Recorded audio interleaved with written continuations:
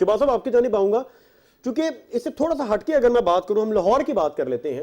لاہور میں پہلی دفعہ ہم نے دیکھا کہ جس طرح کی صورتحال رہی اور راوی کے بیڈ پہ سوسائٹیز کاٹی گئیں، اور جبکہ یہ چیز بالکل ٹرانسپیرنٹ ہے کہ وہ دریا کی زمین ہے، اس کے باوجود یہاں پر سوسائٹیز کو جگہ دی گئی، اپروولز دیے گئے، اور پھر کیا ہوا؟ وہ جو لاکھوں لوگوں کی جو انویسٹمنٹس تھیں اور کروڑوں اربوں روپے کی انویسٹمنٹ ہے، وہاں پر پانی آ چکا ہے، اور ان کا جو ٹرسٹ شیک ہوا ہے، اس کا ذمہ دار کون؟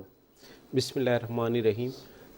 جی آپ نے دیکھا کہ جس بڑے پیمانے پر یہ قدرتی آفت آئی، پورا پاکستان متاثر ہوا، لاکھوں جو کسان تھے وہ بے گھر ہوئے، ان کا مال مویشی، ان کی اجناس، ان کی پراپرٹی سب جو ہے وہ ڈیمیج ہوئی. وہ تو ایک طرف تھا. اور بدقسمتی دیکھیں کہ ہمیشہ ہم جب کوئی قدرتی آفت آتی ہے تو ایک بچال لے آتے ہیں کہ جی یہ پلاننگ ہے، یہ حصہ ہے، یہ کریں گے.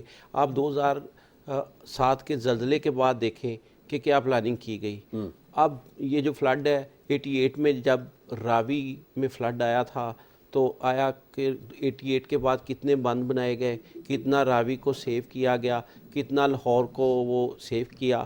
اب دیکھیں کہ لاہور میں راوی کے اندر 20 سوسائٹیز جو ایل ڈی اے کی ناک کے نیچے اور گورنمنٹ کے سامنے، اور وہ ایک سبمیشنیں جمع کروا کے، حالانکہ وہاں پر بنیادی ضرورت تھی کہ دونوں طرف بند بننا تھا 300 فٹ، اور سب سے پہلے بننا چاہیے، سب سے پہلے بننا تھا کہ آپ دنیا کے کسی بھی بندے سے، کسی بھی جو پروفیشنل آفیشلز ہم سے بات کریں گے وہ حیران ہوں گے، ہماری عقل پہ ماتم کریں گے کہ جہاں پر دریا چل رہا ہے، جہاں پر پانی ہے، جہاں پہ فلڈ ایریا ہے، جہاں پہ ساری صورتحال جو ہے وہ ایک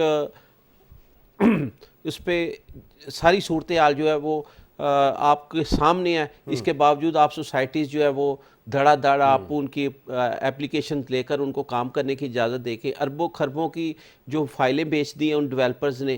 اور ایک پینی کا ہے کہ وہاں سے پانی نکالنے کے چیلنجز ہیں، اور پھر وہ جو جس طرح پانی آیا ہے تو وہ تو زمینیں بھی دب گئی ہیں ایک ماہ کے بعد. جی جی بالکل. آپ ابھی تک دیکھیں کہ ان سوسائٹیوں میں جن میں ابھی لاکھوں کی آبادی ہے، ابھی آج 1 ماہ ہو گیا، ابھی تک پانی وہاں سے نہیں نکلا. اور وہ زمین کی کیا صورتحال ہوگی؟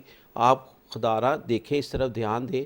روڈا کی اپروول جناب جمع کروائی ہے اور لاکھوں فائلیں بیچ دی ہیں، ان کا کون ذمہ دار ہے؟ آج روڈا آ کے بتائے نا کہ کون سے ایس او پیز ہیں کہ یہ سوسائٹی جو ادھر سروائیو کرے گی، ادھر بنے گی اور ادھر ڈیولپمنٹ کرے گی. اور پھر خاص طور پر وہ لوگ جنہوں نے انویسٹمنٹ کی ہے یہاں پر، وہ کہاں سٹینڈ کرتے ہیں؟ ان کی انویسٹمنٹ جو کہ بظاہر اوبویسلی جب کوئی انویسٹمنٹ کرتا ہے تو ڈیولپر بھی یہی کہتا ہے کہ آپ کی انویسٹمنٹ سیکیور ہے، پہلی ٹیگ لائن یہ ہوتی ہے.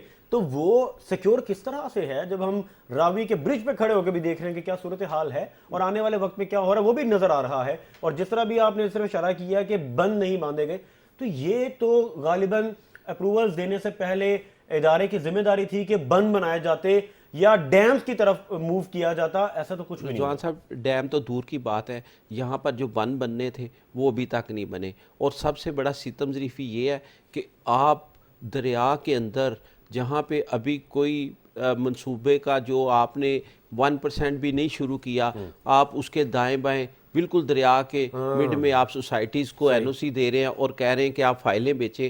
لوگ پورے پاکستان سے اگر ریئل اسٹیٹ سیکٹر سب سے زیادہ ریونیو اکٹھا کر کے دے رہا ہے، وہ اوورسیز جو ہے اس کی توقعات ہے کہ اپنے ایک بچوں کا مستقبل لے کے پاکستان میں جاؤں گا، آپ ان کو ان مافیاز کے حوالے کر دیتے ہیں. آپ ان کو پھر ان کا بھروسہ ٹوٹے گا اور کیا ہوگا جی؟ بھروسہ ٹوٹے گا تو پاکستان میں انویسٹمنٹ نہیں کریں گے. آپ دیکھیں کہ ابھی بھی ایک ڈیولپر کو گرفتار کیا ہے اینٹی کرپشن نے، اور اس ٹاؤن میں آپ جا کے دیکھیں لاکھوں کی آبادی ہے. آج 1 ماہ ہو گیا ہے وہاں پانی کھڑا ہے، کون ذمہ دار ہے؟ آپ بھی اگر حکومتی ادارے اسی طرح سوئے رہے تو میں تو سمجھوں گا کہ اللہ حافظ ہے پھر اس ملک کا.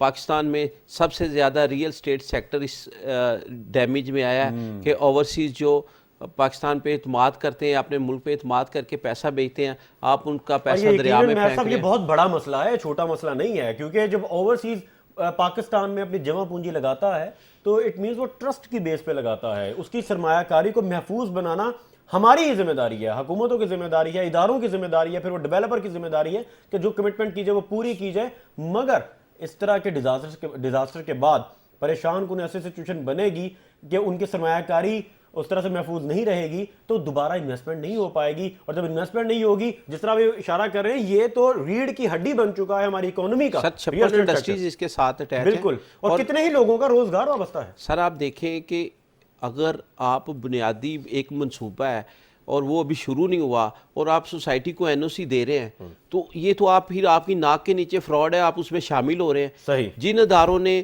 این او سی دیے ہیں آج وہ آ کے جواب دیں کہ انہوں نے اس پروجیکٹ پہ روڈا پہ پلاننگ کی ہے, ابھی ڈیولپمنٹ کا آغاز بھی نہیں ہوا, تو آپ نے اجازت دے دی ہے سوسائٹیز کو کہ آپ وہاں پر جا کے فائلیں بھیجیں اور لوگوں کے اربوں روپیہ تھا لیں. اور آج دیکھیں کہ کس طرح آپ نے دیکھا ہے کہ لاہور میں